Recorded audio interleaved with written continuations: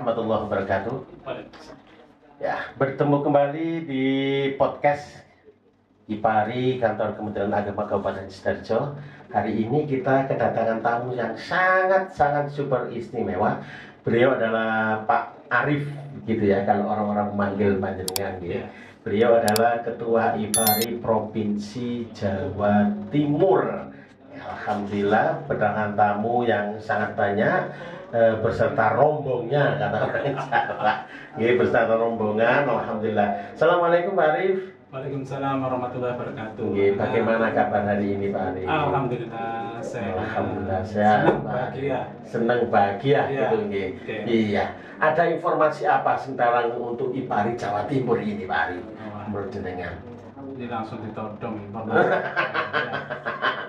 Sebenarnya kehadiran kami ke sini itu silaturahmi Pak Nanang. Iya, Jadi siap.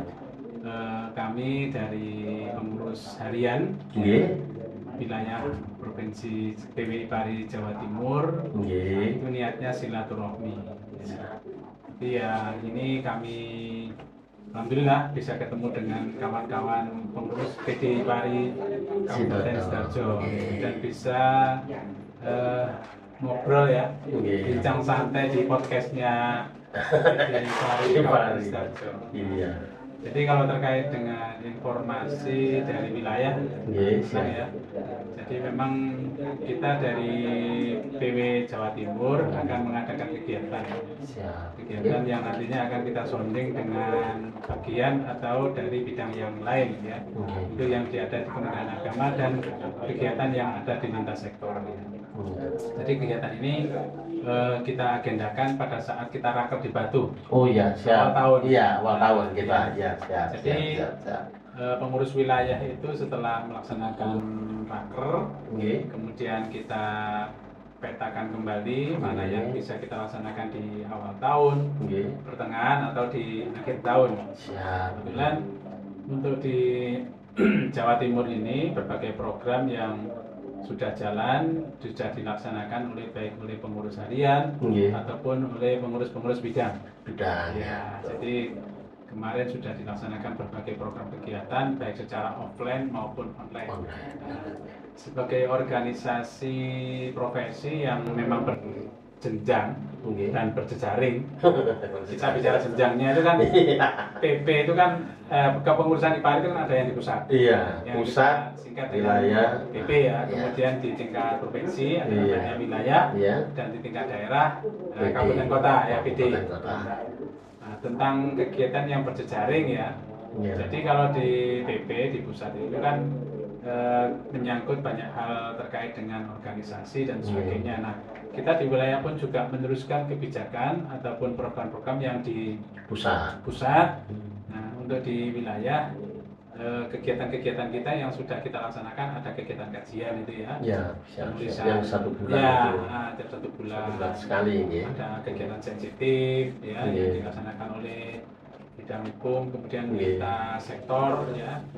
Kita juga perlu sampaikan kepada anggota ini ya, kepada anggota IPARI ataupun masyarakat ya yang ada di Jawa Timur. Wilayah atau pengurus wilayah itu juga punya medsos ya.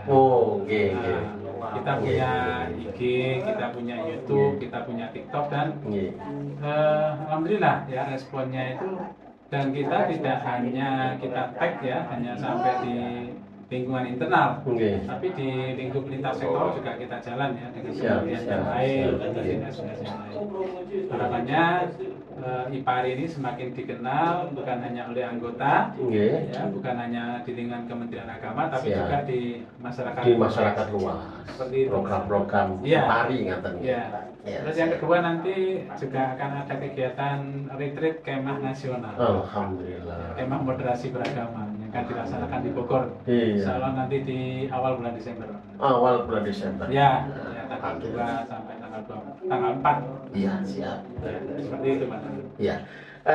Pak Arif, saya pertama mohon maaf Pak Arif ya, saya ucapkan selamat datang ahlan wa sahlan di podcastnya Kemenag Kabupaten Sidoarjo, IPARI Kemenang Kabupaten Sidoarjo, dan saya ucapkan jazakumullah khairan katsiran kehadirannya atas informasi tadi Pak Arif bahwa memang kita ini istilahnya pengejaan wantahan dari pusat, ya, saya juga ngambil dari provinsi, ya, saya ejawantakan di Kabupaten Sidoarjo ini Pak Arif.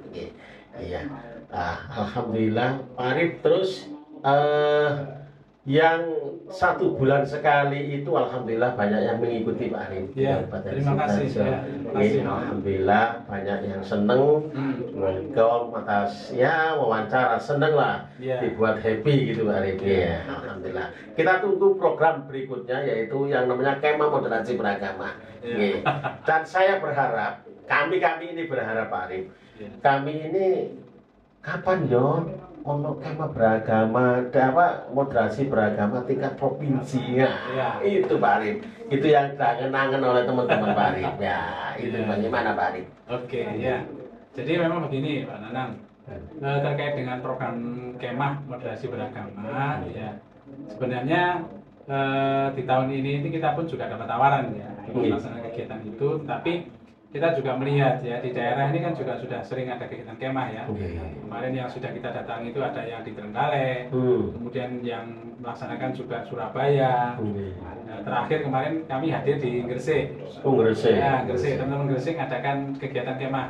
Nah, sebelumnya juga ada di Banyuwangi. Ya, jadi kawan-kawan ini juga antusiasmenya terhadap kegiatan kemah ini cukup tinggi Pak Nana.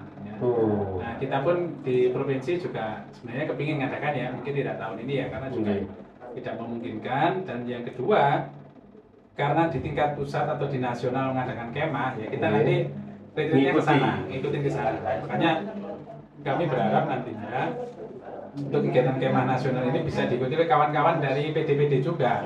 Gitu. Ya, karena Jawa Timur nanti itu dijatah 50 peserta Pak. 50 peserta. 50 peserta. 2 bis lah, 1 bis lah. Ya, 1 bis setengah. 1 bis setengah. 1 bis setengah. Iya. Lumayan itu. Iya. Jadi memang kita melihat semangat teman-teman ya. Dan kemarin saya pun juga dilibatkan Pak Nanang dari AP untuk membahas persiapan tentang kemah itu. Jadi pengalaman kita di Jawa Timur ya, melaksanakan Jambore 1, Jambore 2, Jambore 2, terus yang terakhir kemarin kita kemah moderasi yang di Pacet itu. Kita sampaikan kepada kawan-kawan di pusat. Ya, jadi dan saya diundang ya, waktu itu diundang untuk menyampaikan bagaimana gambaran kegiatan kemah yang sudah dilaksanakan di Jawa Timur. Makanya nanti adopsi atau model yang ada di Jawa Timur sebagian atau mungkin banyak dipakai oleh teman-teman di nasional. Karena sekali lagi nilai-nilai keberagaman yang dimiliki oleh dulu, yang dimiliki oleh masyarakat itu akan menjadi sebuah model. Iya, betul. Akan menjadi sebuah model di mana inilah entitas atau inilah model kebersamaan ya, yang didasari semangat, didasari kerukunan, didasari harmoni untuk mewujudkan keragaman yang di dalamnya mengangkat nilai-nilai kedamaian dan kebersamaan. Alhamdulillah, luar biasa. Memang penyuluh itu berbagai pola dan berbagai macam, Pak. Iya. Seperti halnya teman kita Pak Arif itu ya. Yang sampai-sampai dipanggil oleh Presiden. Luar biasa itu Pak Arif ya. Pokoknya modelnya berbagai macam Pak Arif. Dengan model dakwah dan penyampaian apa yang menjadi kebijakan pemerintah, Kementerian Agama itu, dan inilah sekarang panjenengan mencoba untuk menggabung gitu Pak. Jadi kalau dalam teorinya itu kan gini Pak Nenang. Jadi sebenarnya setiap manusia itu kan punya keunikan, punya kelebihan, jadi punya talenta kalau bahasanya teman-teman di bidang seni itu ya. Nah, kemampuan dan kelebihan yang dimiliki oleh teman-teman ini yang perlu kita munculkan. Perlu kita munculkan, perlu kita gali, dan kemudian kita istilahnya kita berikan ruang Iya, Kita betul. berikan ruang. Jadi Tempat gitu. iya, jadi kalau seseorang itu nggak punya tempat untuk mengekspresikan kemampuannya, orang juga nggak akan bisa melihat. Betul. Orang nggak akan tahu. Nggak akan tahu. Nggak akan Misalnya tahu. Orang seperti ini rasa ya. sopo, nggak akan Seperti tahu. rasa ini manis, Iya. asin, gurih. Kalau nggak dicicipi nggak tahu. Nah, betul. Nggak Nah, akan kalau tahu hanya orangnya. tulisan saja orang nggak tahu. Betul. Tapi betul. ketika ini rasa asin, Iya. coba betul. Oh iya memang asin. Iya. Oh ini manis dan sebagainya. Nah, makanya talenta-talenta atau kemampuan-kemampuan basic Iya. yang dimiliki oleh teman-teman penyuluh ini itu adalah sebuah sebuah kekayaan ya, sebuah potensi yang menurut saya itu luar biasa sekali. Ya. Karena hakikatnya teman-teman penyuluh ini di masing-masing daerahnya, Iya.